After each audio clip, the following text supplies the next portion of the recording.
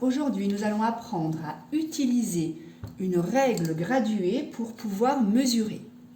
Alors, allez récupérer votre règle, celle-ci, celle que vous avez chez vous, et vous allez commencer à l'observer, à la regarder. Moi, j'ai agrandi la mienne, celle-ci.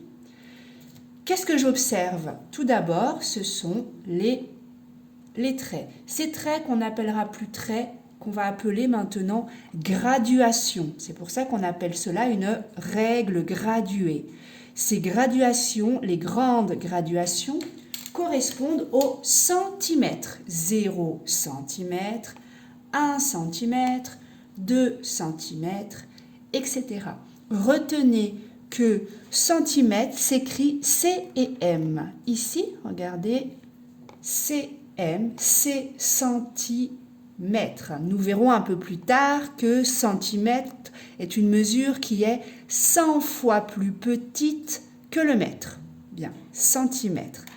Donc, ces grandes graduations, ce sont les centimètres. Maintenant, celles qui sont au milieu, entre les centimètres, elles se nomment les millimètres. Elles sont 1000 fois plus petites que le mètre et on l'écrit mm, millimètre. D'accord? Millimètre. Donc, ici, nous avons 1 millimètre. Vous voyez? 2 mm, 3, 4, 5 mm. Retenez que cette graduation moyenne correspond à 5 mm. Donc 5, 6, 7, 8, 9 et 10 mm. 10 mm, vous pouvez remarquer que 10 mm, c'est 1 cm. C'est la même chose. Dans 1 cm, j'ai 10 mm. Dans 2 cm, je vais avoir 10 plus 10. 20 mm. Commencez déjà à retenir aussi que 10 mm correspondent à 1 cm. Bien.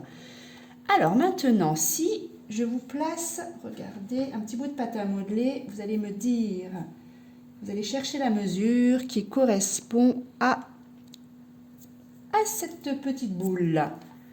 On regarde en premier donc les centimètres. 1 centimètre et combien de millimètres? 1, 2, 3 millimètres. Donc, la mesure qui correspond est 1 cm et 3 mm. Un autre exemple, ici, par exemple, la petite boule jaune. C'est plus facile. Nous sommes ici à une mesure de 2 cm et 1 mm. OK? Alors maintenant, ma règle. On fait encore deux petits exemples. Regardez. Ici, avec 3 cm, 4 et 5 cm, si je vous place maintenant, vous allez réfléchir, cette petite boule verte. Hop, quelle mesure correspond? Vous comptez, évidemment, c'est 4 cm et 5 mm. D'accord? Très bien. Dernier exemple, ici. Si je vous montre ici.